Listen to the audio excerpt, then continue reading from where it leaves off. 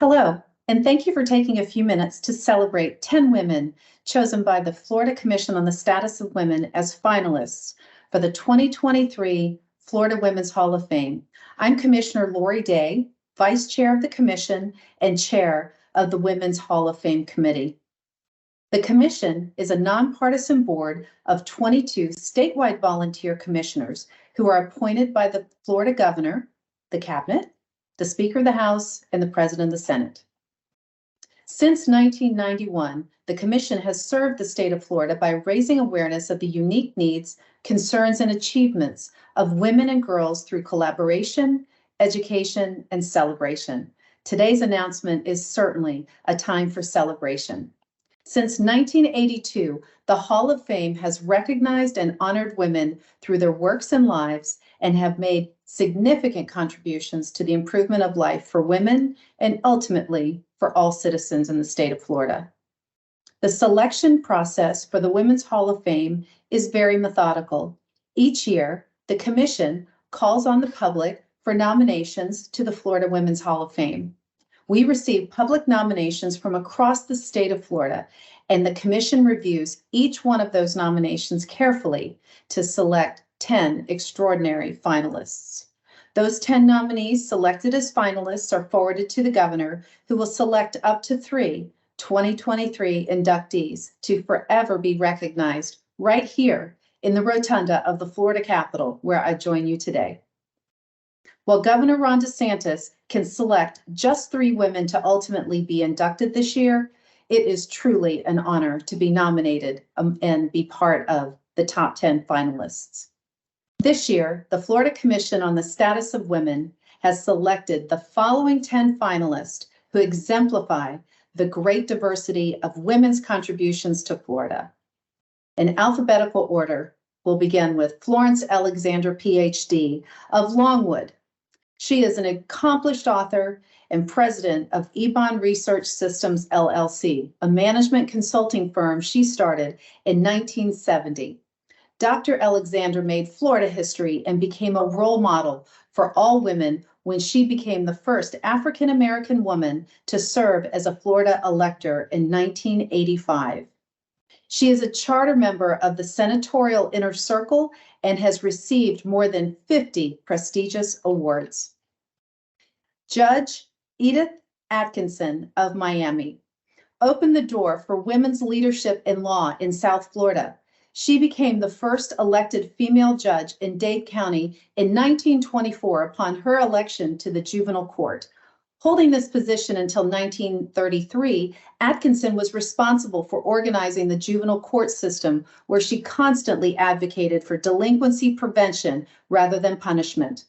To provide South Florida girls with opportunities to develop character, leadership, and a sense of responsibility to their community, Atkinson founded the first Girl Scout Council in Dade County in 1929. Judge Atkinson served on numerous legal boards and volunteered on behalf of children in need through various Miami-based organizations up until her death in 1983. Dr. Judy Genshaft of Tampa. From 2000 to 2019, Dr. Genshaft elevated the University of South Florida to statewide, national, and international prominence for student success, academic rigor, research and innovation, and economic development during her historic 19-year presidency. In 2018, USF received the elite designation of Preeminent State Research University and was accepted into the distinguished Phi Beta Kappa Honor Society. The following year, USF Honors College was renamed the Judy Genshaft Honors College in her honor. Ellen Jacoby of West Palm Beach has film and TV casting credits for dozens of Florida-filmed movies and high-profile TV series. She has won CSA Artios Awards for outstanding location casting for both Parenthood and The Birdcage, and received nomination for casting The Truman Show. In 1990, then Mayor Alex Duarte of Miami Beach awarded Jacoby the world's greatest casting director and declared Ellen Jacoby Day on Miami Beach.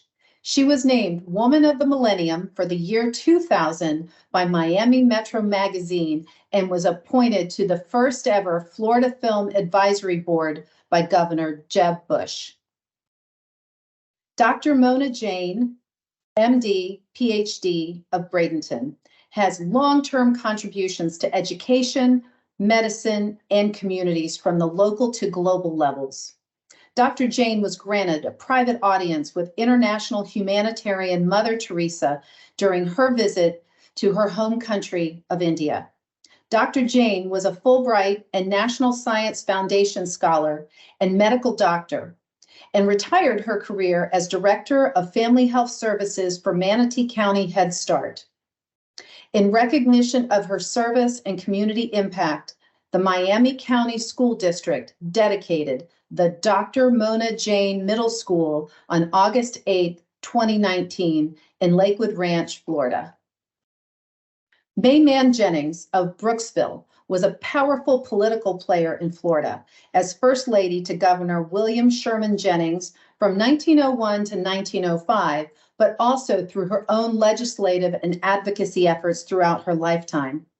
Jennings was a leader and a member of the Women's Club movement in Florida and served as president of over the 9,000 member Florida Federation of Women's Clubs from 1914 through 1917. She spearheaded the effort to have Royal Palm State Park established in 1915.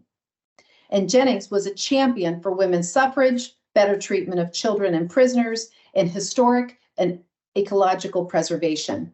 She also lobbied for the establishment of a state board of forestry. Today, it is known as the Florida Forestry Services, and helped found the Florida League of Women Voters. Gracie McGillicuddy of Sarasota is an unwavering advocate for children's rights and an established philanthropist who has shaped an enduring legacy of love and support for Florida's most vulnerable. Born in Colombia, she arrived in the United States at age 9 and went on to build a life rooted in service from her early career as an educator to her transformative work in child protection and advocacy. McGillicuddy's commitment extends to public service roles in various state councils and nonprofit boards. She's contributed to arts, mentoring, and child abuse prevention, and has taken strides against human trafficking. These appointments, coupled with her local initiatives, signify a career devoted to improving the lives of Florida citizens. Harriet Beecher Stowe of Jacksonville adopted Florida as her winter home for 17 years from 1867 to 1884. Harriet lived a life dedicated to the betterment of people and the world around her. Her 1852 best-selling anti-slavery novel, Uncle Tom's Cabin, gave her a national platform to promote the state of Florida. In 1873, she published a collection of essays titled Palmetto Leaves. Stowe advocated for Florida's environment, industries, and the education of the free Black population following the U.S. Civil War. She successfully lobbied the Freedmen's Bureau to build a school in Jacksonville for the education of Black children. And in 1874, Harriet was honored by then Governor Stearns as being instrumental in Florida's recovery and growth during the Reconstruction era. Stowe was also a prosperous businesswoman, owning and operating a commercial citrus grove alongside her husband. Penny Thompson of Coconut Grove was a leader in women's aviation in Florida during the 1940s and early 50s.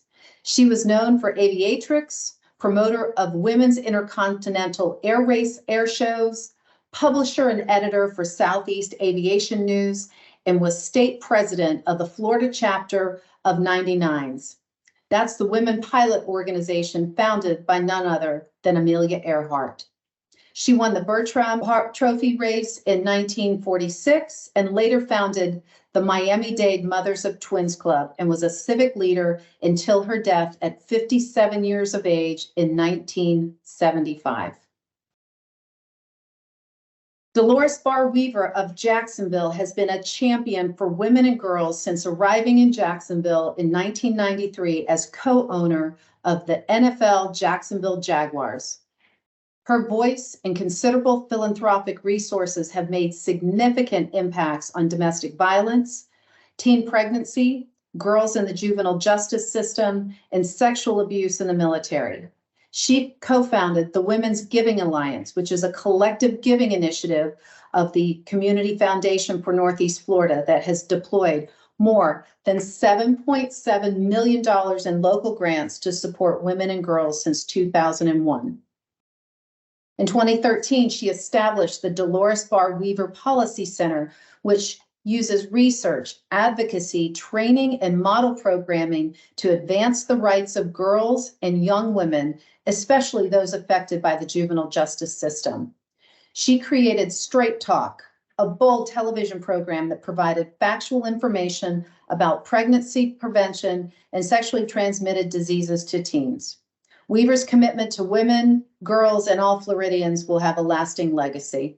Thank you for joining us to celebrate these trailblazing women. We believe that the Florida Commission on the Status of Women is stronger and more responsive when all Floridians get involved. There is no greater time than now to educate yourself on issues impacting the status of women by attending any of our commission forums. Collaborating with other organizations also helps because it maximizes the impacts that we can all make. And certainly celebrating the contributions of women who have dared to make a difference while blazing trails for others. We would absolutely love to see your comments below about what wowed and inspired you about our top 10 this year. And we welcome you to visit our website at fcsw.net to learn how to become involved. Thank you and have a wonderful day.